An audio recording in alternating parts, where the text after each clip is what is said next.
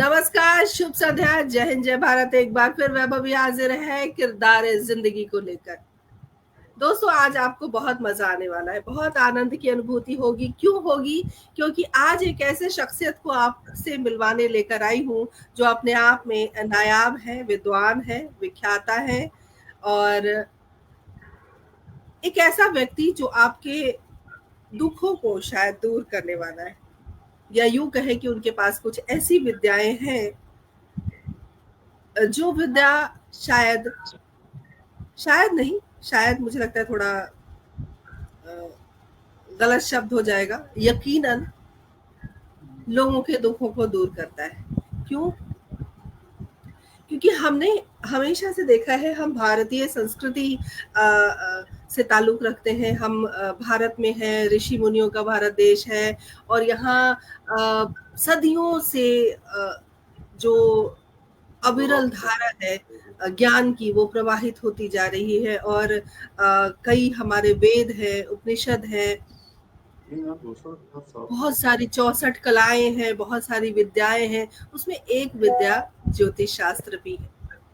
जी हाँ, आपको याद होगा कुछ समय पहले हमने अंक शास्त्री को बुलाया था कार्यक्रम में, जिसको न्यूमरोलॉजिस्ट आजकल कहते हैं। लेकिन आज के खास किरदार हैं हमारे विख्याता योगीराज दयाशंकर शास्त्री जी, जो रीवा से पधारे हैं। रीवा मध्य प्रदेश में है, आप सभी जानते हैं, प्रकांड विद्वान है आप। छोटा सा उनका परिचय देती हूँ, हालांकि परिचय के कतई मोहताज नहीं है, लेकिन हमारी परंपरा है, हमारे पटल के माध्यम से हम उनके बारे में जरूर बताएंगे, फिर उनसे जानेंगे इस विद्या के बारे में। और कोई कौतूहल अगर मन में है आप सभी के, तो उसे जरूर हम शांत करेंगे। आपका परिचय है, आपने एमए किया है संस्कृत में,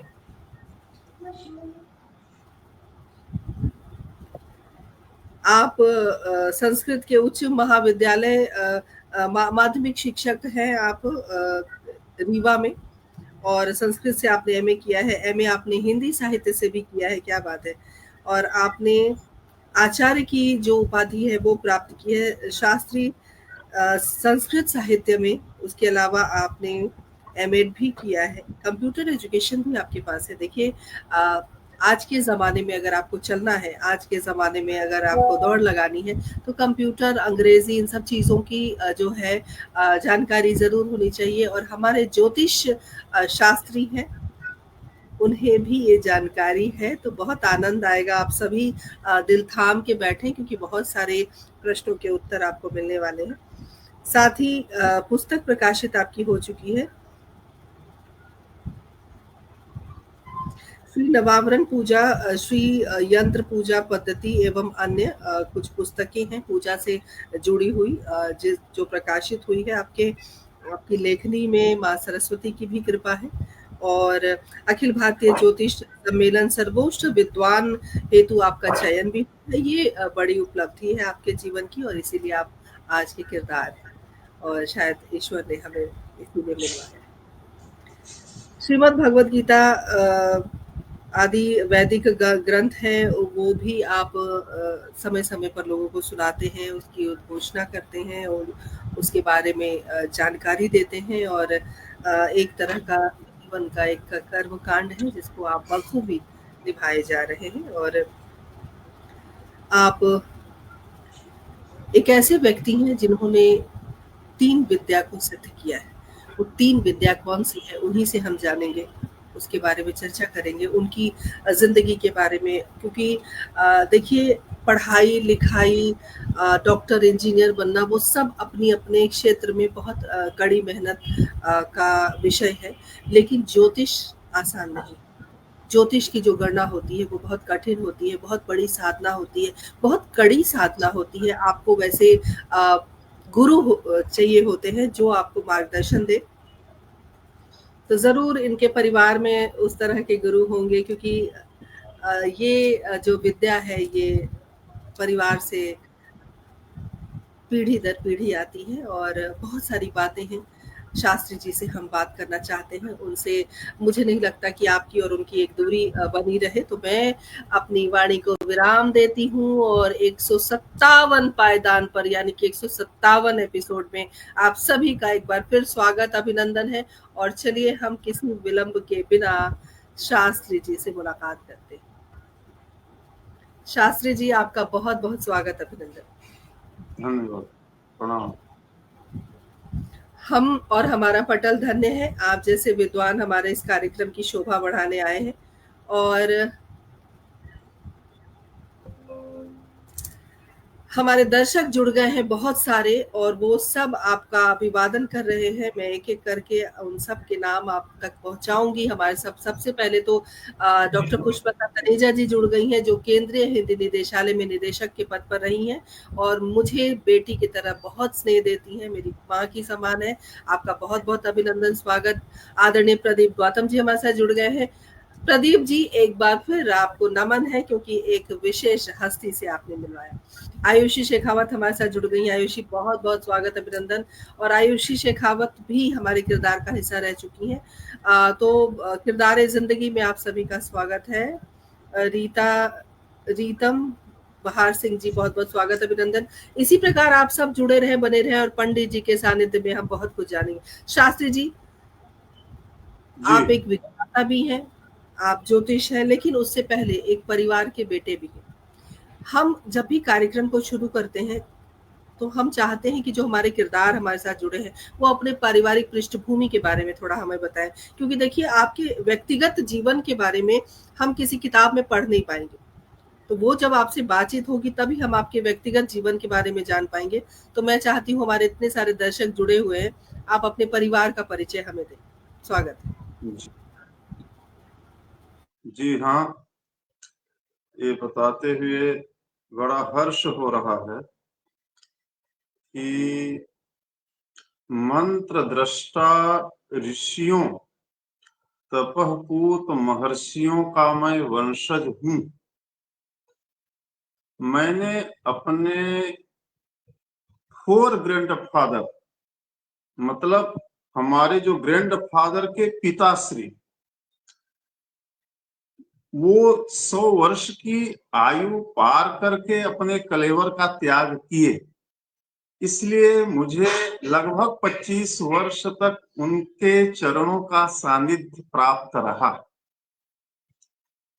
और ये बताने में गौरव है कि ज्योतिष के वे मेरे आदि गुरु रहे।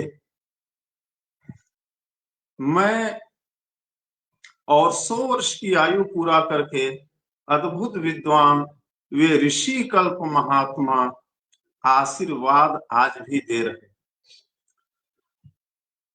हमारे ग्रैंडफादर जो विश्वविख्यात, उन गुरुजी के नाम से वो जाने जाते हैं, हमारे शिक्षा गुरु और दीक्षा गुरु दोनों रहे। मैं जिस विद्यालय में कक्षा 6 से 12 तक का अध्ययन किया, उस विद्यालय में वो प्रधान अध्यापक रहे, और उसी विद्यालय में मेरे पूज्य पिताजी भी अध्यापक रहे। इन महाभाग्यशाली मेरे पिता पितामहों का मैंने स्कूली शिक्षा भी इन्हीं से प्राप्त की और दीक्षा का ज्ञान भी इन्हीं चरणों से प्राप्त किया। मेरे पितामह ग्रैंडफादर 80 वर्ष की आयु के लगभग वो ब्रह्मलीन हैं। मेरे पूज्य पिताजी का सानिध्य मुझे आज भी प्राप्त है। वो अपने साधना में रत हैं। और मेरे पूज्य पिताजी 3 भाई हैं। ये भी बताना गौरव की बात है कि मेरे चारों ग्रैंडफादर गवर्नमेंट जॉब में भी रहे। मेरे तीनों पिताजी गवर्नमेंट जॉब में रहे। मैं तीनों पिताजी के 12 भाई हैं, सब गवर्नमेंट जॉब में हैं। मतलब मैं 100 वर्ष की बात आपके सामने रख रहा हूँ, क्योंकि मेरे फोर ग्रैंड फादर पितामह के पिताश्री 100 वर्ष की आयु में अपना गए, तो वो समय मैंने देखा है। क्या बात! बहुत सुंदर बात। और बिल्कुल सही कहा आपने। देखिए जो कोई भी विद्या है या अगर हम इस क्षेत्र की बात करते हैं शास्त्री जी, तो हम हमेशा इस बात को दिमाग में रखते हैं, इस बात को हम समझते हैं कि ये पीढ़ी दर पीढ़ी चीज़ें चलती आ रही हैं। अगर पुरोताही है, तो पुरोहित पीढ़ी दर पीढ़ी है। तो ज्योतिष विद्या भी कुछ इस तरह है, हालाँकि हर जगह मुझे नहीं लगता ऐसा होता होगा, लेकिन कुछ हद तक मैं मानती हूँ इस बात को। और हम सच में पूरी टीम की ओर से, हिंदी साहित्य संस्थान ट्रस्ट की ओर से आपका पुनः हम अभिवादन करते हैं। और हमें बड़ी खुशी हो रही है आपसे बात करके, और आपने हमारा आमंत्रण स्वीकार किया, उसके लिए भी हम तहे दिल से हम धन्यवाद देते हैं। कार्यक्रम को जैसे कि हमने शुरू कर दिया है, हमने आपके परिवार के बारे में जाना, और 100 वर्ष की जो पीढ़ी आपने अभी बताई है, और सुनकर भी बहुत अच्छा लग रहा है। परिवार के बारे में हमने जान लिया कि इतना बड़ा परिवार और सब सरकारी नौकरी में। तो कहीं न कहीं मैं अगर इस बात को यहाँ पर रखूँ, तो अतिशयोक्ति नहीं होगी कि एक जो विद्या है, ज्योतिष विद्या है, या जो भी विद्या आपने ग्रहण की है, उस विद्या का भी हो सकता है परिवार में प्रभाव हो, जिसकी वजह से ये सारी चीज़ें मुमकिन हो पाए हैं। हालाँकि हम सब कहीं न कहीं रूबरू हैं इन सब चीज़ों को, हम समझते हैं, जानते हैं। अ, सबसे पहले हम जानना चाहेंगे, क्योंकि हमारे साथ बहुत सारे दर्शक जुड़ गए हैं। रीतांबरा जी, मैं क्षमा चाहती हूँ, आपका बहुत-बहुत स्वागत करती हूँ। संजय जी हमारे साथ जुड़े हुए हैं। रंजना रॉय हमारे साथ जुड़ी हुई हैं। अभिनंदन है, आपका सभी का स्वागत है। सबसे एक ही प्रार्थना है, एक ही आग्रह है कि इस कार्यक्रम को आप ज़्यादा से ज़्यादा शेयर करें, ताकि ज़्यादा से ज़्यादा लोगों तक बात पहुँच पाए। आज के समय में हर कोई किसी न किसी कारण से दुखी है, तकलीफ में है, परेशान है। तो अगर हमारे इस कार्यक्रम को हम दूर-दूर तक पहुँचाने में सहयोग कर पाए, तो शायद शास्त्री जी लोगों के जीवन में एक उजाला ला पाए। शास्त्री जी से जुड़कर लोग अपनी परेशानियों को दूर कर पाए। शास्त्री जी, सबसे पहले तो हम ये जानना चाहते हैं कि इतनी पढ़ाई आपने आपने कंप्यूटर एजुकेशन भी लिया, आपने साहित्य में एमए किया, आपने संस्कृत से एमए किया, लेकिन पढ़ाई अपनी जगह है। ज्योतिष का जो एक बीज होता है, ज्योतिष का बीज आपके मन में कब कब पनपा? कब आपको लगा कि नहीं, परिवार के सारे लोग इस क्षेत्र में हैं, तो मुझे भी इसी क्षेत्र में जाना है? जी, वास्तव में मैं जब कक्षा 6-7 में था, तो हमारे पूज्य पितामह जो मेरे गुरुजी भी हैं, तो काशी के बड़े प्रसिद्ध प्रसिद्ध विद्वान, काशी के संकट मोचन के पुजारी, हमारे गुरुदेव का आशीर्वाद लेने हमारे घर अक्सर प्रवास में रहते थे, और उन्होंने हमको संध्या बंदन सिखाया था कक्षा 6 और 7 में, और अक्सर वो आते रहते थे। कक्षा 9 में हमारे जो प्रपितामह थे, अक्सर वो भोर में 3 बजे जग जाते थे, तो अपनी सारी पूजा साधना उच्चारण करते हुए उच्च स्वरों से बोला करते थे, और ऐसे दिव्य दिव्य श्लोक बोलते थे। तो हमारे मन में ये लगता था कि हम इनको नोट कर ले, हमको भी ये याद हो जाए। उसी तारतम्य में मैं कक्षा 9वीं में, क्योंकि वो दूसरे घर में रहते थे, मैं डायरी और पेन लेकर उनके पास जाने लगा और उनसे कहा कि हमको आप लिखवा दीजिए। तो वो बोलते जाते थे, मैं लिखता जाता था। और जो चार्ट होता है, D1 चार्ट कुंडली का, वो बोले कि बनाओ, तो हमसे बनता नहीं था, तो उन्होंने ही सिखाया है। और उन्होंने, उनकी शुरुआत क्या, मैं एक उदाहरण आपको नमूना देता हूँ। उन्होंने कहा, ये चार्ट बनाने के बाद बोले लिखो ल च स द।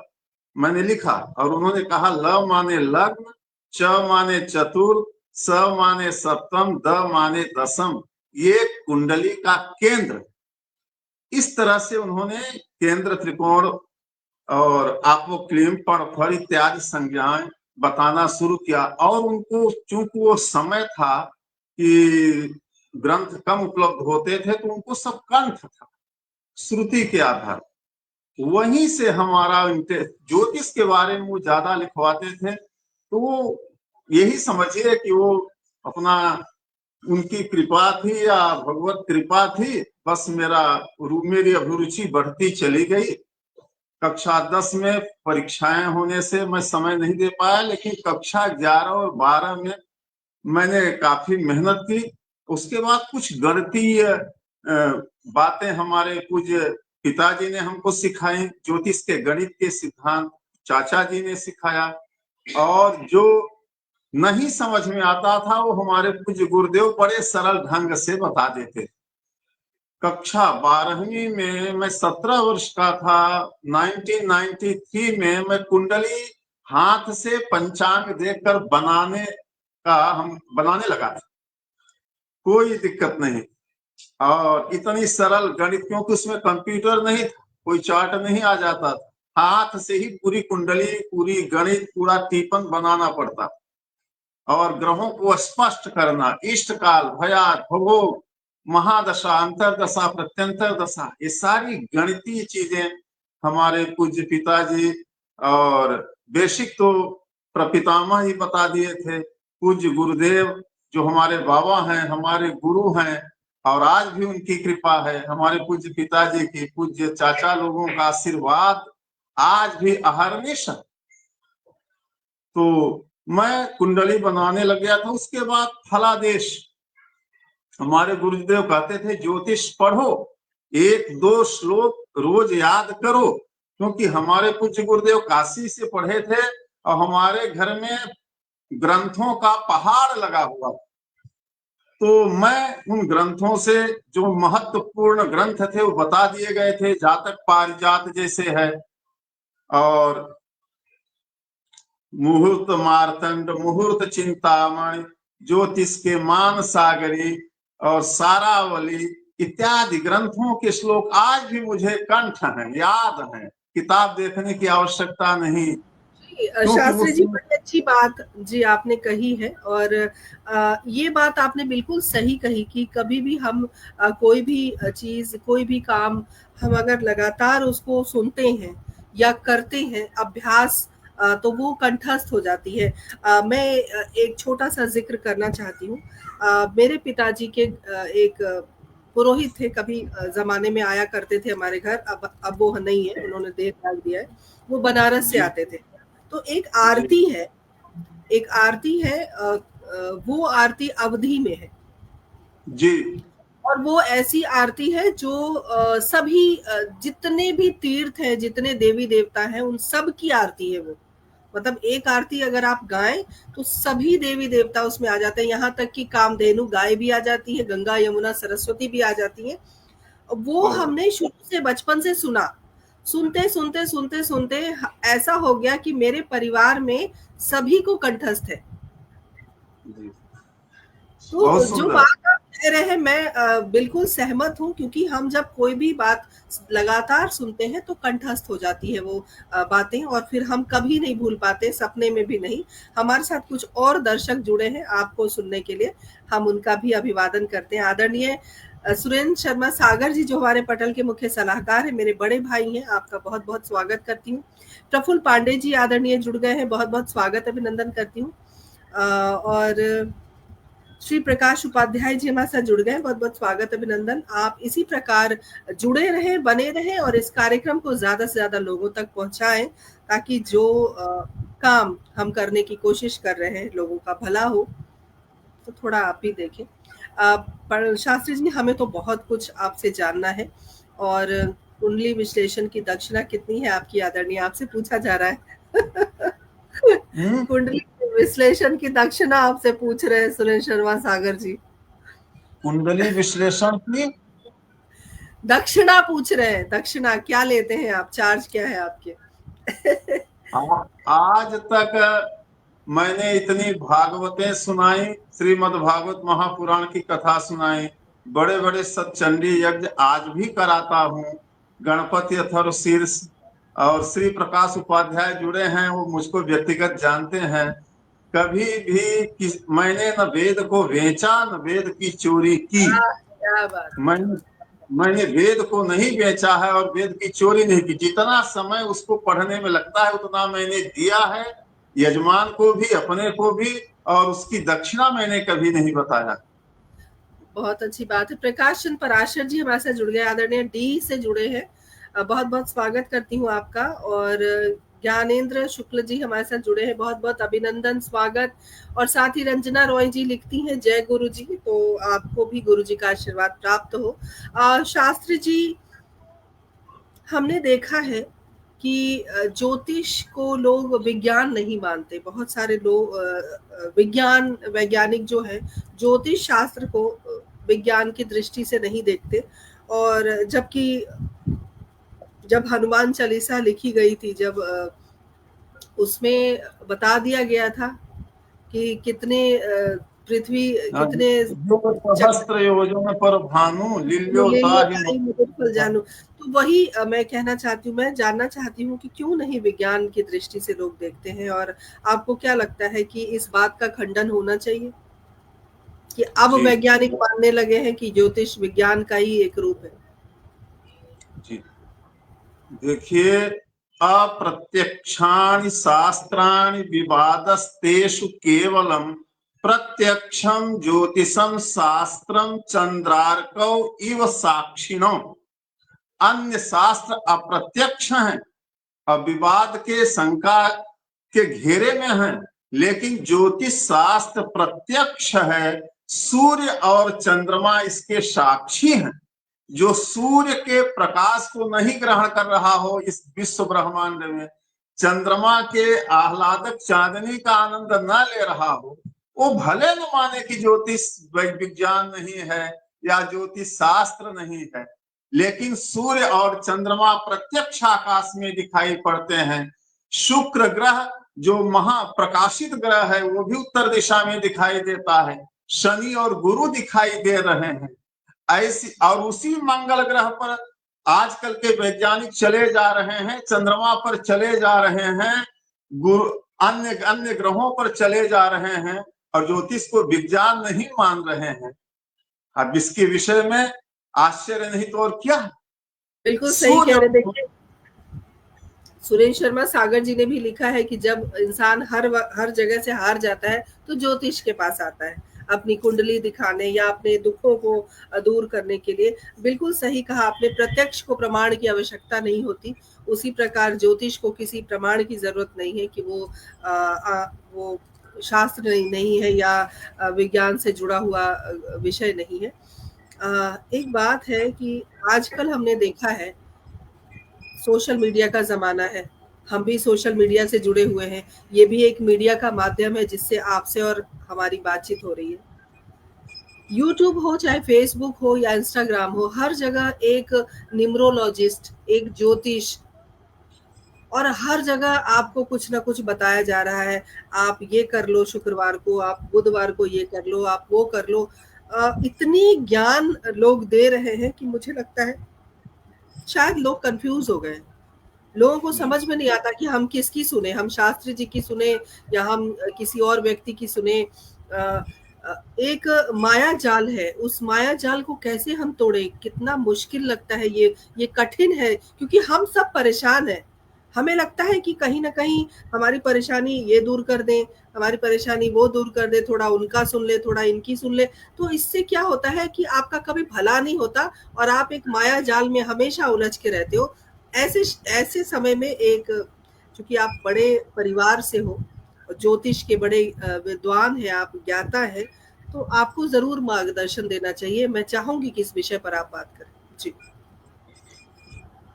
देखिए, दुनिया में जब भर अज्ञानी रहेंगे तो उनको भटकाने वाले लोग भी रहेंगे ही। जिन्होंने गुरु परंपरा से ज्ञान और शिक्षा नहीं प्राप्त की है, जो स्वयं भटके हुए हैं, वो दूसरे को कहाँ मार्ग दिखा पाएंगे। जो सनातन संस्कृति में जो ग्रहों की शांति की व्यवस्था है उसका अनुसरण करना चाहिए। जैसे बहुत छोटी छोटी चीजें हैं जो परंपरा से पुरातन काल से चारों वर्णों के लिए चली आई है, और उनको छोड़ देने से ही इन ग्रहों के कारण लोग परेशान हो रहे हैं।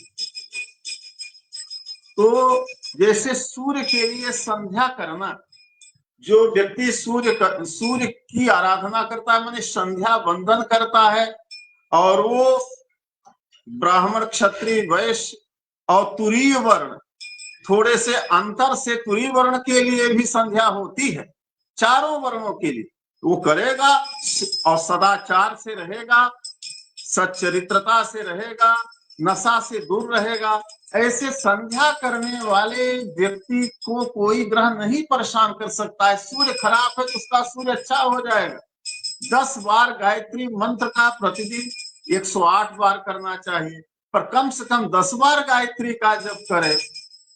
और जैसे गणपति अथर्वशीर्ष एक महान स्तोत्र है, इसके विषय में हम यहाँ नहीं बता सकते, लेकिन अगर कोई 4-6-10 बार कोई भी व्यक्ति पढ़ के देख ले, श्रद्धा से पढ़ के देख ले, वो स्वयं बताने लगेगा कि हाँ, इसका प्रतिफल क्या है, इसका परिणाम क्या है, इसका महत्व क्या है।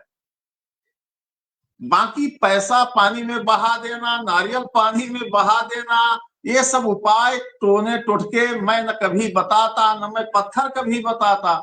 मैं तो केवल उन चैतन्य मंत्रों को जिन्होंने गुरुओं ने सिद्ध करके दिया है, उन चैतन्य मंत्रों का जप अनुष्ठान निश्चित रूप से लाभकारी होता है। गुरु परंपरा से प्राप्त उन मंत्रों का जप, उन स्तोत्रों का पाठ, दुर्गा सप्तशती, चंडी पाठ, जो इस घोर कलयुग में न उससे बड़ा कोई तंत्र, न मंत्र, न यंत्र, न जंत्र, कुछ भी नहीं है। उसका छोटा सा एक भाग है कवच, उसका भी पाठ कर ले। गणपति अथर्वशीर्ष का पाठ कर ले। गायत्री संध्या संक्षेप में ही कर ले। महामृत्युंजय मंत्र लघु महामृत्युंजय ही जप ले, पंचाक्षरी महामृत्युंजय जप ले। इतने से उसकी सारी विपत्तियां दूर हो जाएंगी। इसके अलावा अगर और उसको कुछ करना है, श्रद्धा है, साधना में, आराधना, उपासना में, तो अलग बात है। पर कोई इतना भी करता है और सदाचार, सच्चरित्र, ग्रह तो महान से महान संतों के ऊपर भी आते हैं जो सिद्ध महात्मा हैं, लेकिन वो धीरे से, तलवार लगना है तो कांटा लग करके प्रारब्ध समाप्त हो जाता है। ये बात बिल्कुल सही। जी जी जी। अच्छा पंडित जी, आपके लिए एक प्रश्न आया है, मैं चाहती हूँ कि मैं उस प्रश्न को यहाँ पे लूं। सुरेश शर्मा सागर जी ने एक प्रश्न किया है कि 12वें भाग में शनि चंद्र बैठे हो तो क्या फलादेश होगा आदरणीय? किस राशि में बैठे हैं? किस राशि में बैठे हैं आदरणीय, प्रश्न पूरा कीजिए। 12वें भाव में शनि चंद्र किस राशि में बैठे हैं, किस अंक पर विराजमान है, ये बताना जरूरी हो। ये प्रश्न का उत्तर आ जाएगा, प्रश्न आ जाएगा हमारे पास थोड़ी देर में। संजय जी भी लगातार जुड़े, उन्होंने बहुत सुंदर लिख के भेजा है। कुकी ओम प्रकाश जी हमारे साथ जुड़ गए हैं। कुकी ओम प्रकाश जी हमारे कार्यक्रम का हिस्सा रह चुके हैं, किरदारे जिंदगी में आ चुके हैं। आपका बहुत बहुत स्वागत करती हूँ। बूंदी राजस्थान से आप जुड़ते हैं और आप भी कमाल के कारीगर हैं, तो बहुत बहुत आपका स्वागत है। और सुरेश शर्मा सागर जी, अगर आप सुन पा रहे हैं तो कृपया प्रश्न को स्पष्ट करें। बिल्कुल आपने सही कहा कि चूंकि हमने देखा है कि जब हम साधना करते हैं, जिस साधना की आप बात कर रहे हैं, आपकी पीढ़ी दर पीढ़ी साधना करती आई है, और साधना में एकाग्रता का होना बहुत जरूरी है, संयम का होना बहुत जरूरी है, शांत मन का होना बहुत जरूरी है। इस भागम भाग की जिंदगी में साधना करना इतना आसान नहीं है। तो छोटे छोटे जो उपाय होते हैं, या पूजा पाठ आप कर सकते हैं, या मंत्रों का उच्चारण आपने कहा वो हम कर सकते हैं। ये बिल्कुल सही बात कही है। प्रदीप गौतम जी ने लिखा है कि आप जैसे सच्चे ज्योतिषी का होना बड़ा दुर्लभ है समाज के लिए, देश के लिए। सबसे पहले तो पूरी टीम की ओर से और हिंदी साहित्य संस्थान की ओर से आपको विद्वान की जो उपाधि प्राप्त हुई है, उसके लिए हम अभिवादन करते हैं, आपको बहुत-बहुत बधाई देते हैं। ये जो उपाधि आपको मिली है, उसके बारे में हमारे दर्शकों को कुछ बताएं। ये अंतर्राष्ट्रीय ज्योतिष सम्मेलन हमारे रीवा में हुआ था। हमारे एक शिष्य ने रात को 11 बजे फोन किया कि यहाँ ज्योतिष सम्मेलन हो रहा है, आप पधारेंगे? हमने कहा अवश्य पधारेंगे। और मैं वहां गया तो जो मुझे कुंडली प्रस्तुत की गई थी वो हरियाणा के हिसार डिस्ट्रिक्ट की एक सज्जन की थी, और उसमें हमको फलादेश करना था। और हमारे पहले तमाम ज्योतिषियों ने उस कुंडली के विषय में फलादेश कर चुके थे। लगभग 400-500 ज्योतिषी थे। और ये समझिए कि जिनकी कुंडली थी वो सज्जन बैठे थे और अपना वो लिख रहे थे कि किस ज्योतिषी ने मेरे जीवन के बारे में कितने प्रतिशत सही बता रहा, तो लिखते जाते थे। मैंने भी उनकी ज्योतिष का फलादेश किया और जन्म से लेकर के उनकी तत्काल आयु तक का वर्णन किया। और बहुत से ज्योतिषी थे जो 40, 50, 60 तक गए थे, जो वहां ये कहना चाहिए कि निर्णायक मंडल था, वो भी क्रॉस क्वेश्चन करता था, प्रश्न पूछता था, उनका भी जवाब देना होता था। तो वो सज्जन ने हमारे बारे में कहा कि आपका 90% प्रेडिक्शन बिल्कुल राइट है हमारे विषय में, आपने जो बताया है। और हमने कहा उनसे, हमने कहा मैं आपको 100% प्रिडिक्शन करूंगा, लेकिन हमको समय तो दिलवाइए। भाई समय सीमित रहता था। तो लोग हंसने लगे। और जिन निर्णायक मंडल ने जितने प्रश्न किए, मैंने उनका सब प्रमाण शास्त्रीय श्लोकबद्ध, कोई मनमानी नहीं, श्लोक शास्त्र प्रमाण के अनुसार उनका जवाब दिया। और मुझे गुरुदेव की कृपा से चुना गया, विद्वान की उपाधि दी गई, मेडल दिया गया। बहुत सुंदर, बहुत बहुत बधाई, बहुत बधाई। मैं प्रश्न आ गया है हमारे पास, दिखाना चाहते हैं? जरूर दिखाएं। हमारे जी गुरुदेव का दर्शन अगर दिखाई पड़े तो मेरे गुरु जी का ये मूर्ति है, फोटो है। जी, दिख रहा है, बहुत सुंदर। जय हो गुरु जी। प्रणम्य है, आज भी हैं, आज भी पास में आते हैं और समस्याओं का समाधान हमारा कर रहे हैं। ये आप भी बिल्कुल, अनुभव कर सकते हैं, आप लोग भी इसका बहुत अनुभव कर सकते जी, बहुत सुंदर है। अच्छा, प्रश्न आ गया है। संध्या जी हमारे साथ जुड़ गई हैं। संध्या जी, बहुत-बहुत स्वागत है। और प्रदीप गौतम जी ने लिखा है कि इस कार्यक्रम के वो साक्षी हैं। देवी हमारे साथ जुड़ी है, बहुत-बहुत स्वागत, अभिनंदन। और प्रश्न आया है कि मीन लग्न के जातक है शास्त्री जी, मीन जी लग्न जी। के जातक है, कुंभ राशि है उनकी। और प्रश्न क्या था? प्रश्न था कि कि 12वें शनि भाव चंद्रमा जय शनि। भाव में है तो क्या फल होगा? जी, जी। देखिए, मीन लग्न के जातक हैं, इसलिए शनि चंद्रमा का देव भाव में कुंभ राशि में स्थित होना है। कुंभ राशि में इनके चंद्रमा है, माने इनकी कुंभ राशि है। और वहीं पर शनि भी कुंभ में बैठे हैं। तो शनि का कुंभ राशि में स्थित होना माने अपनी मूल त्रिकोण राशि में बैठना है, ये अच्छी बात है। चंद्रमा भी वही है, दोनों ग्रह चंद्रमा और शनि का स्थिर हो जाना, ये थोड़ा, क्योंकि कुंडली पूरी नहीं है, कितने वर्ष की ये कुंडली है, तो मैं बताए देता हूं कि भाग्योदय थोड़ा विलंब से होगा और आध्यात्मिक रुचि ये पैदा करेंगे शनि और चंद्रमा। और उम्र के ये कहिए 50-55 में बड़े आध्यात्मिक जीवन की ओर और वैराग्य और संसार की असारता की ओर आकृष्ट करेंगे। अब एक ग्रह से पूरा प्रिडिक्शन नहीं हो सकता, कुंडली इतनी गहरी की चीज। अब ये भी बिल्कुल, देखना होगा बिल्कुल, कि शनि बिल्कुल। शनि वास्तव में द्वादश भाव का ही फल कर रहा है, कितने जी, डिग्री पर है, कहीं लग्न का फल तो नहीं कर रहा है। चंद्रमा वास्तव में द्वादश भाव का फल कर रहा है, कहीं लग्न का फल तो नहीं करे, अब उसकी डिग्री जाननी होगी हमको। मतलब कुंडली को आप पूरा प्रेडिक्शन करने के लिए इतनी गहराई की चीज है कि एक ग्रह से, एक राशि मात्र से पूरा प्रेडिक्शन संभव नहीं हो सकता। जी, पर जी, जो बहुत बढ़िया, उनको संतुष्टि होगी आपकी बात से। हमारे साथ विनोद तिवारी जी जुड़ गए हैं, अभिनंदन है आपका विनोद जी। विवेक द्विवेदी जी हमारे साथ जुड़ गए, उन्होंने लिखा है चरण स्पर्श भैया, प्रणाम कर रहे हैं आपको और बहुत-बहुत अभिनंदन है आप सभी का, स्वागत है। और मैं चाहती हूँ कि वही बात मैं आप सबसे कहूँ। राजीव अग्रवाल जी जुड़ गए हैं जो हमारे पटल के संयोजक हैं, बहुत-बहुत अभिनंदन, बहुत स्वागत है और बहुत मजबूत स्तंभ है हमारे इस कार्यक्रम के, हमारी संस्था के। तो राजीव जी आपका स्वागत है। और बिल्कुल सही कहा आपने कि पूरी बात हम नहीं जान पाएँगे और ज्योतिष कोई छोटी चीज़ नहीं है, उसके लिए बड़े गहन अध्ययन की आवश्यकता होती है। ज्योतिष हम में कभी कभी ग्रह जहां बैठा रहता है वहां का फल न दे करके अग्रिम भाव का या उसके पीछे वाले भाव का भी फल करता है। अब ये जी, उसके डिग्री पर डिपेंड करता है, लग्न की अंश पर डिपेंड करता है, तो वो भी देखना होता है कि फलादेश गलत होने की शंका होती है। जी, शास्त्री जी एक बात हम सब जानना चाहते हैं, कहीं न कहीं मन में कौतूहल होता है। अ,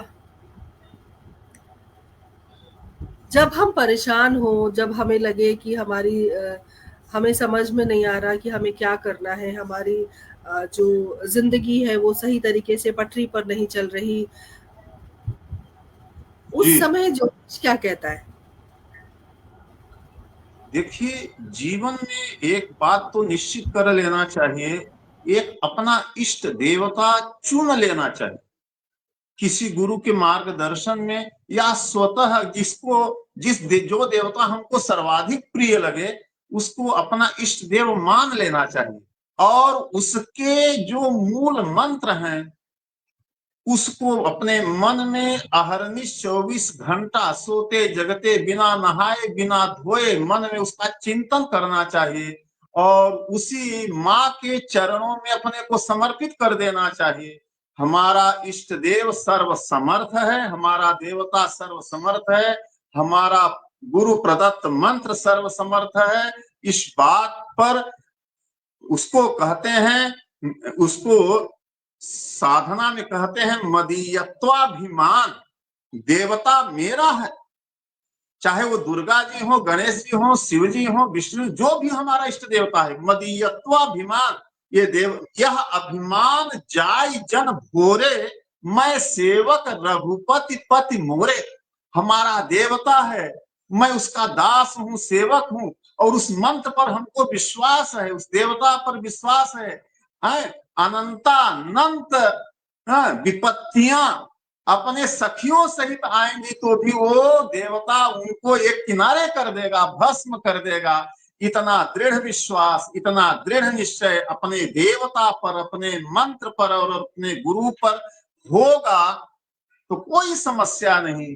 मन को भी समझा देना चाहिए कि मन, तू इन व्यर्थ की चिंताओं में न घूम, लौटा लौटा करके अपने उसी मन को मंत्र पर ठहरा देना चाहिए। मन तो टिकाव चाहता है, मन तो जी, बिल्कुल। ठहराव चाहता है, वो कहीं भी टिक जाए, गुरु के चरणों में टिक जाए, अपने मंत्र पर टिक जाए, अपने देवता पर टिक जाए।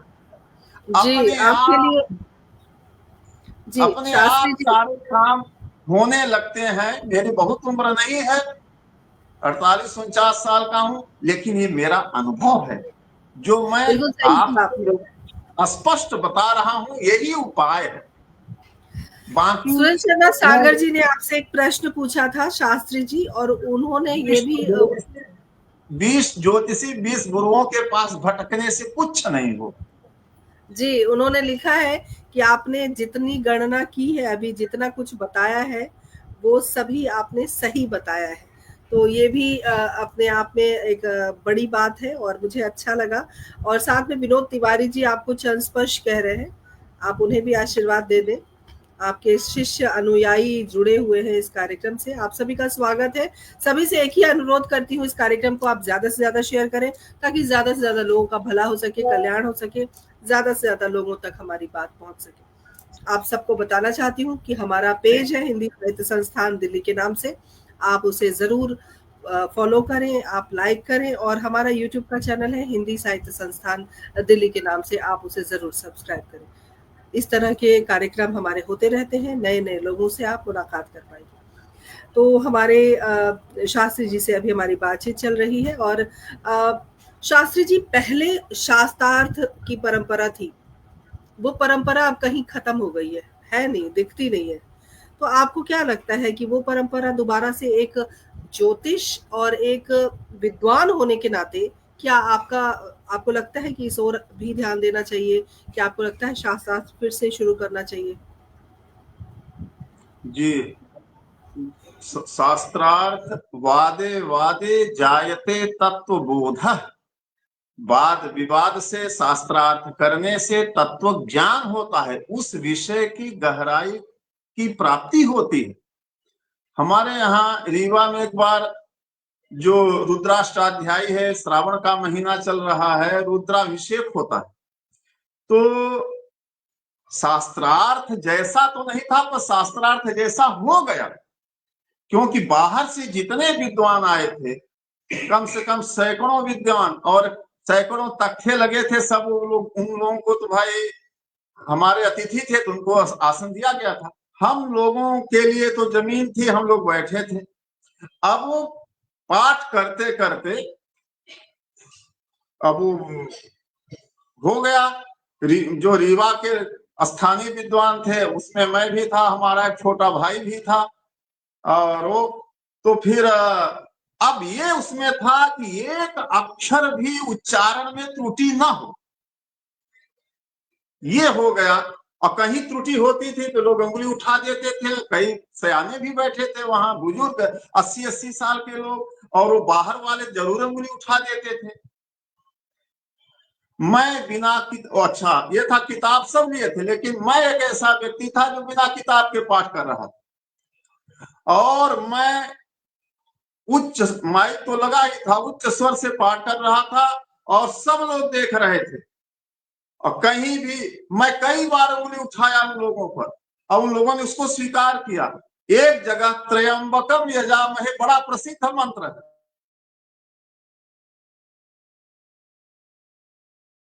बिजली चली गई, आप बोलिए, हम सुन पा रहे हैं आपको।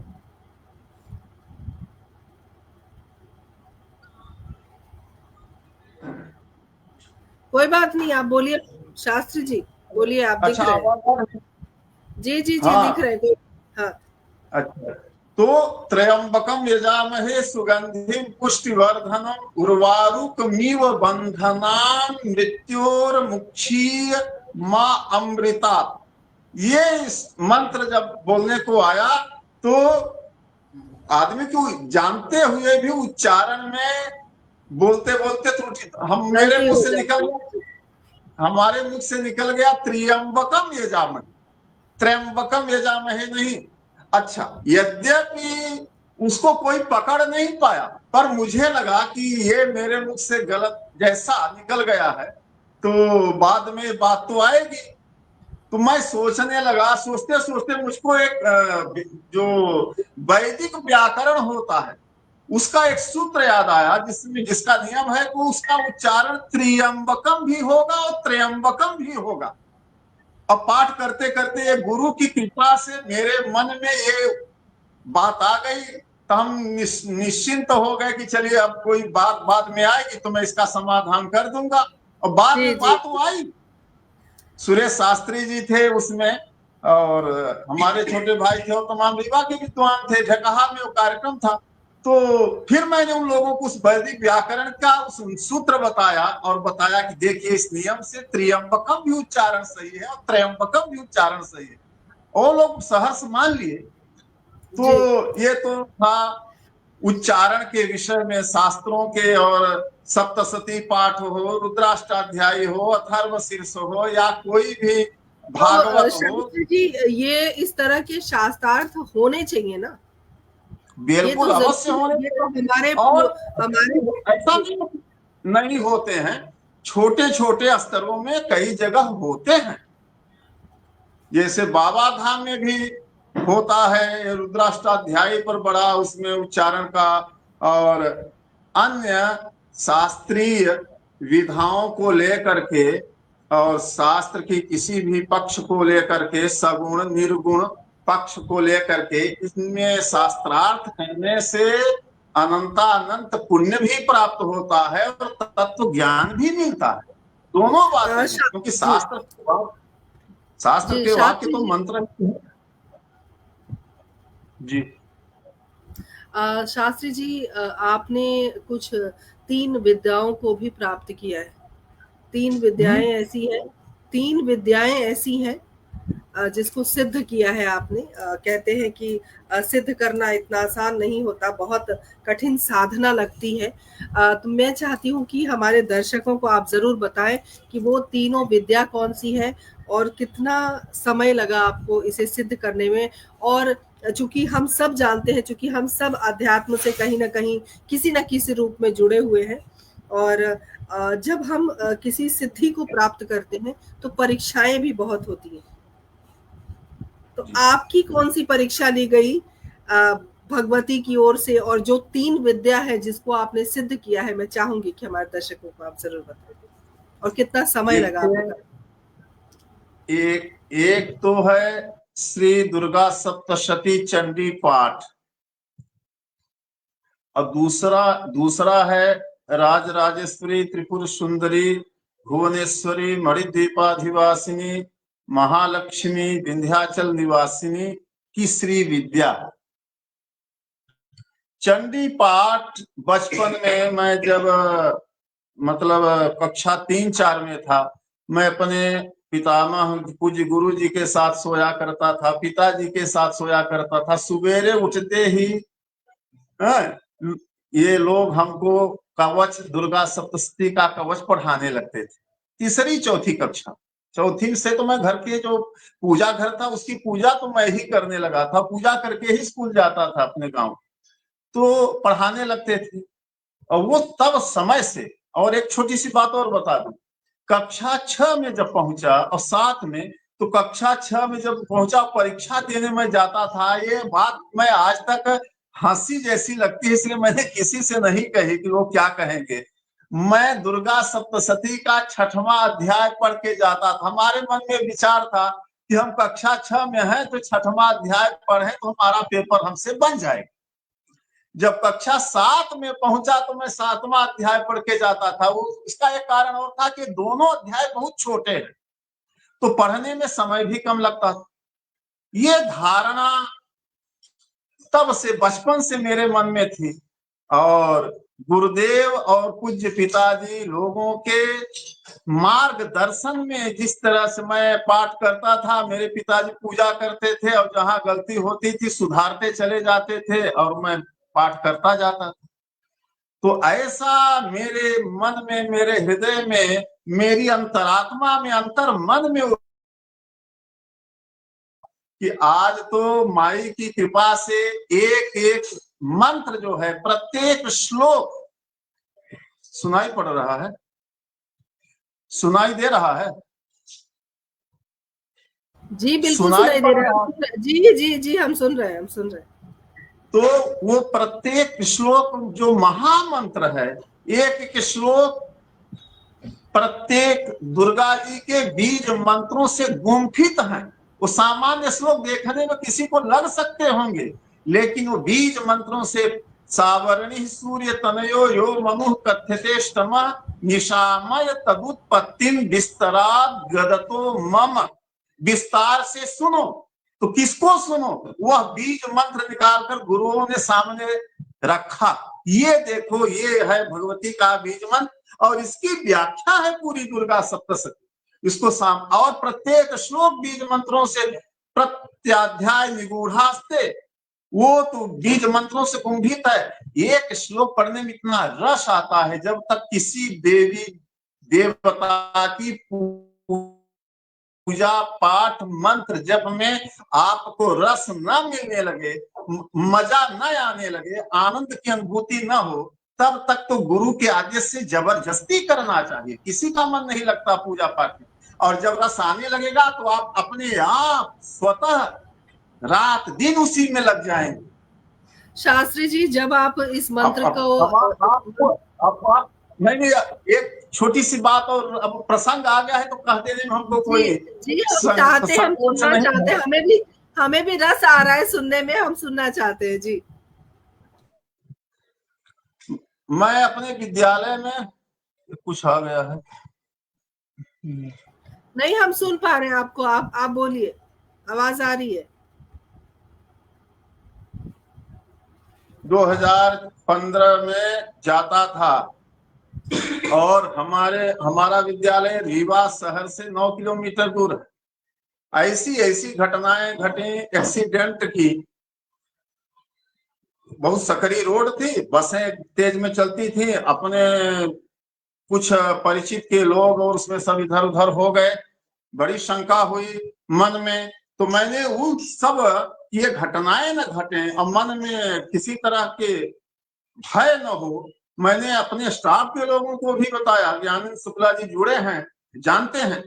मैंने दुर्गा सप्तशती के, नहीं कहना चाहिए सार्वजनिक रूप से, मैंने 7वें अध्याय का 24 घंटा लगातार पाठ करना शुरू किया। 24 घंटा, 24 घंटा का मतलब होता है कि मैं ऑटो में बैठ के स्कूल जाता था तो लौटता था तो घर में नहाते चलते उठते बैठते, क्योंकि हमको तो कंठस्थ है, कोई दिक्कत नहीं।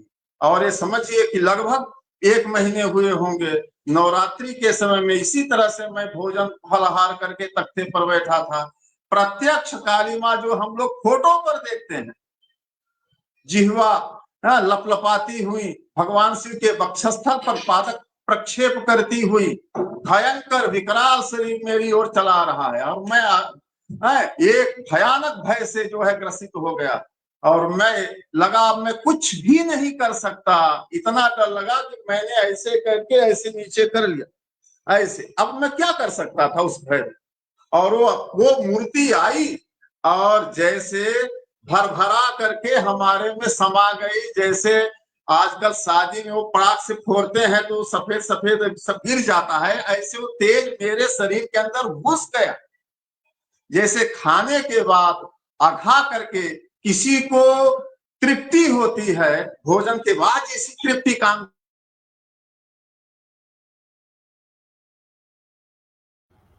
क्या बात है, बड़े अद्भुत अद्भुत बातें पता चल रही हैं। संपर्क टूट गया है शास्त्री जी से। से देखा है तो मैं कैसे अब जी विश्वास करूं। मेरे पूज्य पितामह ने एक विशाल मंदिर हमारे अपने गांव में बनवाया है और हमारे पितृतुल्य हैं डॉक्टर साहब। हमारे पिता गुरु जी कहते थे हमारे 3 नहीं 4 लड़के हैं, उन्होंने इतना बड़ा काम कर दिया है। और विशाल मंदिर, नीचे माँ महाकाली, महालक्ष्मी, महासरस्वती, ऊपर लक्ष्मी नारायण, सबसे ऊपर भगवान महादेव, दशावतार, राजराजेश्वरी, त्रिपुर सुंदरी, श्री यंत्र की स्थापना, गणेश जी, हनुमान जी, बटुक भैरव जी, नवग्रह नव दुर्गा जी, सूर्य भगवान, कार्तिकेय जी, रामाधारेश महादेव जी, दादा गुरु जी, इतना विशाल मंदिर है। मैं आप लोगों को सादर आमंत्रित करता हूं, आप लोग वहां आइए, दर्शन कीजिए। उस मूर्ति को गुरुदेव ने अपनी तपस्या से जीवंत जागृत चैतन्य कर दिया है। उस स्थान पर गुरुदेव का प्रकाश आज भी दिखलाई पड़ता है। जी जी शास्त्री जी, जैसे कि आपने कहा, जब आप साधना करते हैं मुश्किलें बहुत आई होंगी, क्योंकि साधना सिद्ध जल्दी होती नहीं है। तो कोई एक छोटी सी बात हमसे शेयर करना चाहे, अगर हमारे दर्शकों को बताना चाहें कोई ऐसी बात जो आपको लगता है कि नहीं याद भी हो और हमें बताना चाहिए, तो वो घटना हम जानना चाहें। बहुत छोटी सी बात कह रहा हूँ। कक्षा 9 में मैं और मेरी बड़ी बहन और मेरे पूज्य पितामह गुरु जी गांव में न रह करके, देवसर एक छोटा सा मार्केट है, तहसील प्लेस है, वहां मेरा घर था और वहां घर का निर्माण चल रहा था। तो मेरी बड़ी बहन भी वही रहती थी, मैं भी वही रहता था, मेरे पूज्य गुरुदेव भी रहते थे और गांव तो पास में था, पिताजी लोग आते जाते रहते थे। तो वहां पर गुरुदेव ने हमको कहा कि तुम गायत्री जपो, गायत्री की साधना करो। तो मैं रोज 10 माला गायत्री सुबह शाम। वो बोलते थे कि 3000 गायत्री प्रतिदिन जपना चाहिए, ना हो सके तो 1000। हो गया, कक्षा 9वीं में थे और मैं जपता रहा। तो अब और जिस विधि से पूज्य गुरुदेव ने उच्चारण बताया, गायत्री मंत्र बहुत कठिन मंत्र है, उन लोगों को उच्चारण नहीं मालूम, उसके 24 अक्षर कहाँ हैं ये नहीं पता। गिनते हैं तो 36 अक्षर आते हैं, 40 अक्षर आते हैं, 28 अक्षर आते हैं। वो सब विधिवत बता दिया जब उन्होंने, एक एक अक्षर का की विधि बता दी, किस तरह से जपो। और जब मैं 20-25 दिन जपा और केवल अंधियारा दिखाई पड़े, कुछ भी नहीं। हमसे उन्होंने पूछा क्या कुछ दिखाई पड़ा, अब वो अंधियारा दिखाई पड़े। गायत्री मंत्र इतने दिन तक जपते न जाने के, यानी 24,000 से ऊपर हो गया 3000 के दिन से। 20-25 दिन हुआ था तो 60,000 लाखों हो गया। अब कुछ नहीं, आंख मूंदे और गायत्री जपे तो अंधियारा। तो बोले अच्छा, हमको कुछ नहीं दिखाई पड़ता, अंधेरा जैसा दिखाई, सोचता हूँ कि कुछ अंदर अजोर जैसा दिखाई पड़े तो कुछ नहीं दिखाई पड़ता। बोले कुछ। एक दिन हम गायत्री मंत्र जप रहे थे, बैठे थे हम वहीं वो शहर वाले घर में, सवेरे का समय था, आंगन में थे, जप रहे थे। गुरु जी ऐसे आए, बोले कि जप रहे हो? तो हम ऐसे सिर हिला दिए। तो बोले कि कुछ दिखाई पड़ता है, इतने दिनों में कुछ अनुभव हुआ? हम क्या, कुछ नहीं, ऐसे सिर हिला दिए। तो उन्होंने हमको ऐसे ऐसे ठोक दिया और बोले अब आंख मूंदो। तो हमने आंख मूंदा तो हमको पहले एक प्रकाश, बिंदु मात्र प्रकाश दिखाई पड़ा, एक प्रकाश जो बिंदु के आकार का था, छोटा सा।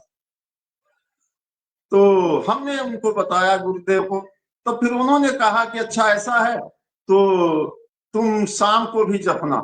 जब शाम को भी जपे, और शाम को भी जपे तो बोले कुछ दिखाई पड़ा? हम कहे नहीं, वो बिंदु तो दिखाई पड़ रहा, इसके अलावा कुछ नहीं। बोले ठीक है। फिर उन्होंने ऐसे ठोका हमारे सर, तब वो माँ गायत्री का वह प्रकाशवान मूर्ति है, वेद जननी गायत्री, वेद माता गायत्री, जो गायन्ते गायते त्रायन्ते अस्मा, जो गाने पर जो रक्षा करे उसका नाम गायत्री है। बोलते थे कि 3 गाय है, कहते थे कि गुरु मंत्र, इष्ट मंत्र, अमृत है, और गायत्री दूध है, इसलिए दूध भी पियो अमृत भी पियो, दोनों पीना है, दूध भी पियो। तो उस दिन हमको माँ गायत्री का वह विशुद्ध जो है स्वरूप दर्शन हुआ। अब बोले कि तुम अगर थोड़ा भी गायत्री जपते चले जाओगे तो कोई तुमको दिक्कत नहीं हो। तो मैं उनके कहे अनुसार प्रातः काल और सायंकाल चाहे जितना जपे जप लेता हूँ, और जब जपता हूँ तो वही उनकी याद आती है कि गुरु जी कहे हैं इसलिए जपना चाहिए। बहुत कभी अच्छी मन बात कही आपने रहा। शास्त्री जी, बहुत आनंद आ रहा है आपसे बात करके। आपने अपने पूरे कार्यक्रम में मैंने देखा आप अपने पिता, अपने दादाजी के बारे में बताया। आपके बच्चे, आपकी शादी अगर हुई है तो आपके बच्चे, और अगर आपके बच्चे हैं तो क्या इस क्षेत्र में वो आएँगे या इंजीनियर, डॉक्टर या कुछ और बनेंगे? उसके बारे में बताइए। जी, हम लोग जो है तो हमारे घर में कक्षा 5-6 से सब बच्चे दुर्गा सप्तशती का पाठ करने लग जाते हैं। ये तो 100 साल की हमारी देखी हुई परंपरा है, उसके पहले भी होता ही रहा है।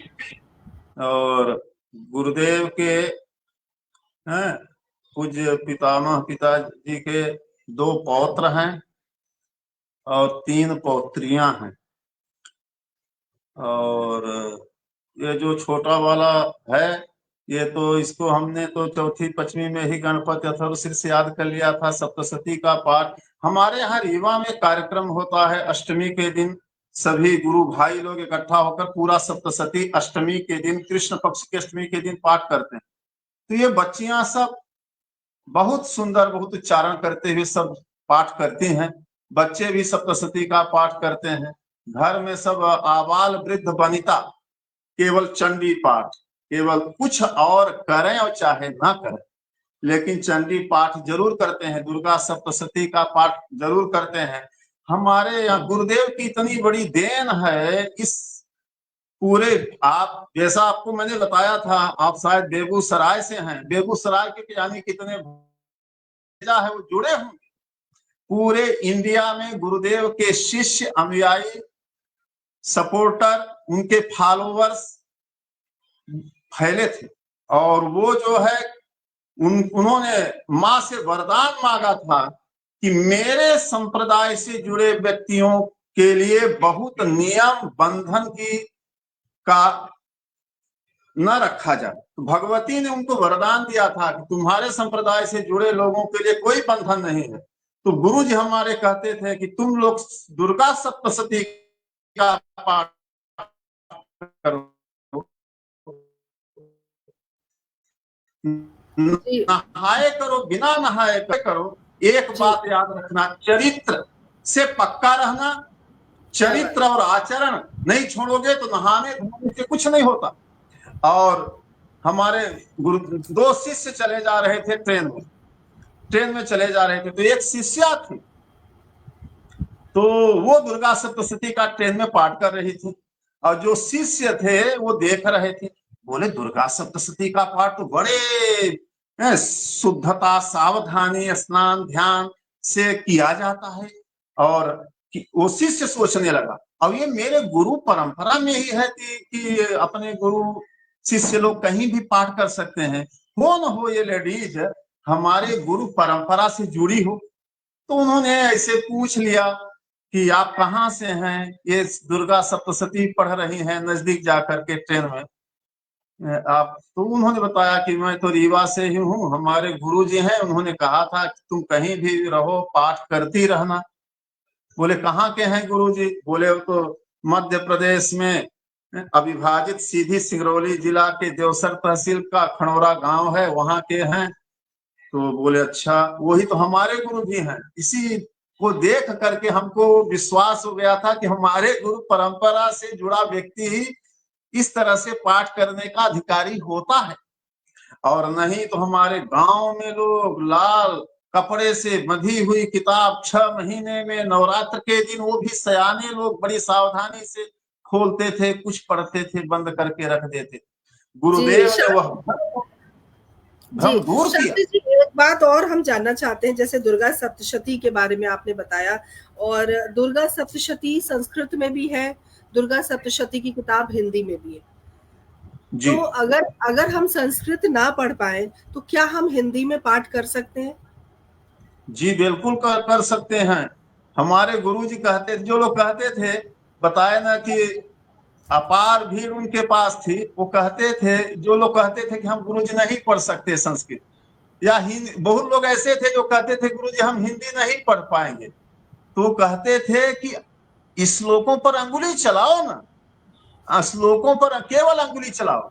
ये गुरुदेव ने माँ से वचन लिया है कि हमारी परंपरा में अगर कोई किताब खोल के अंगुली भी चलाएगा तो तुमको उसका काम करना पड़ेगा। क्या बात है, क्या बात, वाह!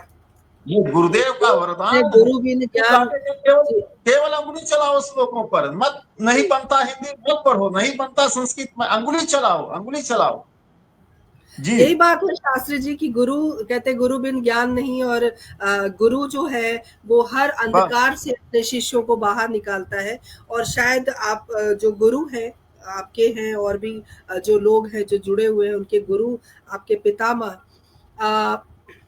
बिल्कुल उन्होंने ईश्वर से वरदान मांग लिया सभी के लिए कि क्योंकि देखिए हम गृहस्थ जीवन में हैं, पूज्य पिताजी हैं, पूज्य पिताजी हैं 75 ईयर्स ओल्ड, और आज भी उसी तन्मयता में अपनी साधना में रत हैं, कुछ नहीं बोलते, अब बोल दे तो उसमें होने में कोई संदेह नहीं। श्री शंकर मिश्रा जी हमारे साथ जुड़ गए हैं। मिश्रा जी बहुत बहुत स्वागत है। गुप्तेश्वर पुष्कर गुप्तेश्वर जी हमारे साथ जुड़ गए हैं, बहुत बहुत अभिनंदन, स्वागत करती हूँ। रंजना रॉय जी बड़े हैं। बनी श्री हुई है, शंकर सभी का मैं बहुत अभिवादन करती हूँ। आप सभी की बहुत शुक्रगुजार हूँ कि आप हमारे साथ जुड़े रहे। हमारे पास समय का थोड़ा-सा अभाव है, लेकिन चूँकि जो एक लालसा होती है मन में, एक जिज्ञासा होती है कि इसी विषय को जानने की, और अध्यात्म या ज्योतिष ये मेरा बड़ा पसंदीदा विषय है, तो इसीलिए मैं इस कार्यक्रम को थोड़ा और लंबा चला रही हूँ। अ अ, शास्त्री जी, एक बात और है कि चलिए ठीक है, दुर्गा सप्तशती आप हिंदी में पढ़िए, आप संस्कृत में पढ़िए, और गृहस्थ जीवन में कहा गया है कि अंगुली चलाइए, अंगुली चलाइए। जी, अंगुली चलाइए, चाहे जिस प्रकार आप अपनी साधना करना चाहते हैं, उस हिसाब से आप करें, जितना समय है आपके पास, कोई बाउंडेशन नहीं है, कोई आपके पास बंधन नहीं है, आप जैसे पूजा करना चाहें, हाथ जोड़ लीजिए, कुछ नहीं कर सकते हैं तो हाथ जोड़ लीजिए। आपने जो प्रश्न मैंने आपसे पूछा था अभी तक उसका उत्तर हमें नहीं मिला है। आपके बच्चे क्या करेंगे? ज्योतिष में जाएँगे? देखिए, अभी हम तो आपको 100 साल का तो परंपरा बताई दिए कि चला ही आ रहा है। 100 साल तक तो मैंने आंखों से देखा, क्योंकि हमारे बूढ़े बाबा उस समय 100 वर्ष लेकिन की अभी आयु में। जनरेशन चेंज हो गई है ना, अभी तो पीढ़ी बदल गई है। आपका क्या है? जी, जी, तो वो बता रहे हैं, और ये भी हम एक ज्योतिषी होने के नाते बता रहे हैं कि अभी ये 100 साल से ऊपर आगे तक चलेगी। ये ज्योतिषी होने के नाते बता रहे हैं, सब लोगों को ज्ञान विज्ञान आधा से अधिक मैंने दे दिया है। ऐसा नहीं है, उसको तो कोई छोड़ नहीं सकता, चाहे ये इंजीनियर बन जाए, चाहे प्रोफेसर बन जाए, चाहे जो बन जाए। वो तो इनको घूंटी मिली है, वो घूंटी छूट नहीं सकती। वो है इनके साथ, वो रहेगी हजारों वर्ष। ये परंपरा ऋषियों के आशीर्वाद से चल रही है, पूर्वजों के आशीर्वाद से है, वो अनंत काल तक रहे। अच्छा इसमें शास्त्री जी, कोई संदेह नहीं, कोई जी, शंका नहीं। जी, एक बात और हम जानना चाहते हैं कि जब आप छोटे थे, जब आपका बचपन था, तब आप कैसे थे? नटखट थे या शांत स्वभाव के थे? हाँ, हमारी कुछ उस समय ऐसी दशा चल रही थी, अब हमको थोड़ा ध्यान में आता है, लेकिन अध्ययन के प्रति अभिरुचि तो उतनी ही थी। हाँ, थोड़ा इधर उधर क्या कट गया क्या? इतना पिता पूज्य पिताजी, पूज्य पितामह का, पूज्य चाचा जी लोगों का भय रहता था कि अशांत मन भी माने किधर पैर उठाने की शांत हिम्मत करना भी पड़ता है। था, है ना? हाँ, हाँ, हाँ। शांत करके अशांत रखना मन पड़ता को था। भी शांत करना पड़ता था, इतना अनुशासन था। इतनी हिम्मत नहीं थी हम लोगों में, इतना बड़ा अनुशासन था कि कहीं एक कदम आगे निकल जाए। हमारे बड़े भाई हमको भोर में 8 बजे 4 बजे उठा देते थे, हमको नींद लगती थी, वो पढ़ते थे 7वीं 8वीं, और हमको वहीं पर डर के मारे मैं ऐसे आंखें मूंदे याद करता था संस्कृत का रूप संधि समास उनके, हम बड़े भाई के डर के। इतना अनुशासन था, भय इतना था कि कुछ गलत करने की तो कोई हिम्मत ही नहीं थी। बिल्कुल। शास्त्री जी, एक बहुत महत्वपूर्ण प्रश्न मैं आपके पास लेकर आ रही हूँ। बहुत महत्वपूर्ण प्रश्न है हमारे भारतवर्ष के लिए। भारतवर्ष के लिए आप क्या ज्योतिष के माध्यम से क्या भविष्यवाणी करना चाहते हैं? हमारा भारत आगे 10 साल, 20 साल में कैसा होगा? जी, करगिल युद्ध के समय परम पूज्य गुरुदेव ने अपने आश्रम में सहस्त्र चंडी यज्ञ करवाया था, राष्ट्र रक्षार्थ, राष्ट्र कल्याणार्थ। हमारे आश्रम में मंदिर में हुआ। और जहां तक इस देश के उत्थान और उन्नति की बात है, जब तक इस आपका प्रश्न भूल जैसा गया है। जी, मैं भारत के भविष्य के बारे में जानना चाहती हूँ। आपकी गणना के माध्यम से आप क्या समझते हैं कि अगले 10-20 वर्षों में भारत का क्या स्वरूप होगा? भारतवर्ष अगले 10-20 वर्षों में विश्व ब्रह्मांड के शिखर पर आरूढ़ होगा। विश्व के समस्त देश नतमस्तक हो जाएंगे, विश्व ब्रह्मांड के शिखर पर आरूढ़ होगा, और यहाँ अध्यात्म और ज्ञान की ऐसी ऐसी अमृतमयी धारा बनेगी कि जो कुछ भी थोड़ा बहुत आतंक, अन्याय, अत्याचार है उसका समूलन हो जाएगा। ऐसा ये देश को कोई सामान्य ना समझे, इस देश को कोई मिट्टी, पहाड़, वृक्ष और देह ना समझे। ये भगवान आदि नारायण के नाभि से उत्पन्न कमल से पैदा ब्रह्मा जी के द्वारा विरचित है। इसलिए इस देश का नाम था अजनाभ वर्ष। अजमाने अजन्मा नारायण के नाभि से पैदा हुआ ये देश है। इसके आदि संरक्षक और सदैव संरक्षक भगवान आदि नारायण बदरी विशाल उत्तरांचल में विराजमान हैं। विश्व में कोरोना ने तबाह कर दिया, उसकी तुलना में हम अंश मात्र भी है उससे प्रभावित नहीं हुए। वो भगवान इस देश में बद्री नारायण भगवान बैठे हैं। इस देश के भारतीय धर्मवती प्रजा की रक्षा कर रहे हैं। इस बात को मैं लिखित और गारंटी रूप में कह सकता हूं कि 10 वर्ष के बाद तो ये अपने शिखर पर होगा। इस देश में जो कुछ भी मान लीजिए कि आजकल अत्याचार हो रहे हैं, लड़कियां सुरक्षित हैं, समाज सुरक्षित है, उसमें इतनी न्यूनता आ जाएगी कि कहने लायक नहीं। इस बात की तो गारंटी बहुत जल्दी हो। 10 वर्ष बहुत है। बहुत अजनाभ सुंदर बात। ये अजनाभ वर्ष है। फिर जड़ भरत जी के कारण से इस देश का नाम भारतवर्ष पड़ा, और फिर दुष्यंत और शकुंतला के पुत्र भरत के नाम से भी इस देश का नाम भारतवर्ष पड़ा। आर्यों के कारण इसका नाम आर्यावर्त पड़ा। ये भगवान के नाभि से, जैसे माँ की नाभि से बेटा पैदा होता है, ऐसे भगवान आदि नारायण की नाभि से देश पैदा हुआ है। वो उनका बेटा है ये देश। भगवान अपने बेटे की रक्षा अवश्य करेंगे। क्या बात है, बहुत खूब, बहुत अच्छा लगा सुनकर भारत के भविष्य के बारे में। और हमारे साथ आप जुड़े, इतनी सारी बातचीत हुई, समय का पता नहीं चला, 1 घंटा 1.25 घंटा हो गया है और अब हम इस कार्यक्रम को विराम देंगे। लेकिन मैं चाहती हूँ कि आप हमारे दर्शकों को संदेश दें, और जो निराश है अपनी जिंदगी से, जो परेशान है, उनके लिए आप क्या संदेश देना चाहते हैं? सबसे बड़ी बात तो यह है कि जो जहां हैं, जैसे हैं, उसी में संतुष्ट रहें और मां भगवती जगदम्बिका विंध्यवासिनी माता का आंचल पकड़ लें। और ज्यादा महत्वाकांक्षाएं, ज्यादा प्राप्ति की जो मन में लालसाएं हैं, वह कभी कभी बहुत व्यथित कर देती हैं मन को, हृदय को। जितने में हैं उतने में संतोष रखें, माँ का आंचल पकड़ लें और माँ की गोदी में बैठ करके जैसे बच्चा निर्भर रहता है, वैसे अपने मन को निर्भर कर दें, निर्भय हो जाएं। और यह विश्वास दिलाता हूं कि माँ सब पूरा करेगी। माँ का नाम लेना शुरू कर दें। एक खराब विचार आया और वो चला गया, एक गंदे विचार आया और चला गया, गंदा विचार मरा, नया विचार आया, नया जन्म हो गया।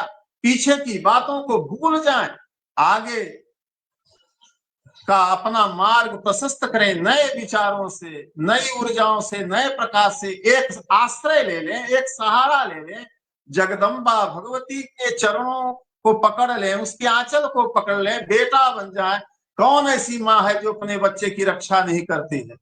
कुपुत्रो जायेत क्वचिदपि कुमाता न भवति। माँ का आशीर्वाद लें, माँ का नाम लें। कोई मंत्र नहीं मालूम है, ओम दुर्गा जी का नाम लें, कृष्ण जी, राधा जी, जिसको मानते हो, विश्वास करें, निष्ठा रखें और श्रद्धा बनाए रखें। अपने आप सारी मनोकामनाएं, हम तो देखे लाखों करोड़ों लोग हमारे गुरु जी के पास आते थे, और कैसे कैसे लोग नहीं आए, और कैसे कैसे हरे भरे उत्साह से रहे, सब क्या खुशी। बात, बहुत सुंदर, माँ बहुत का सुंदर आंचल संदेश, बहुत जी। सुंदर संदेश आपने दिया, और समय कैसे बीता पता नहीं चला। हम योगीराज दयाशंकर शास्त्री जी से भी बातचीत कर रहे थे, उनके जीवन के बारे में, उनके कि उनकी विद्याओं के बारे में हमने जाना और भारत के भविष्य के बारे में जान के मन को बहुत तसल्ली हुई है, मन को बहुत शांति मिली है।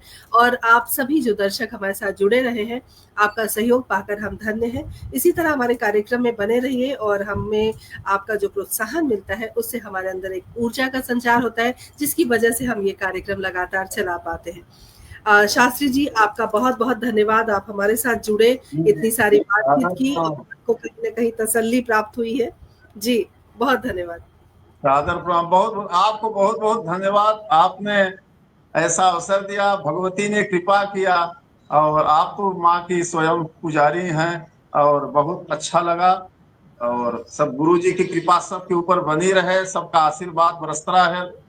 माँ गुरु जी का आशीर्वाद बना रहे आपके ऊपर। आप जो है जीवन में पुष्पित पल्लवित संवर्धित होती रहें।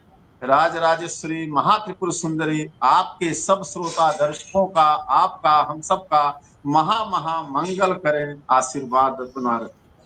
बहुत-बहुत धन्यवाद और अगली बार फिर किसी अच्छे किरदार, नए किरदार, शानदार किरदार से आपकी मुलाकात होगी। तब तक के लिए आज्ञा दीजिए। नमस्कार, जय हिंद, जय भारत, शुभ रात्रि। शुभ रात्रि। जय माँ, जय भगवती, जय गुरुदेव, जय गुरु।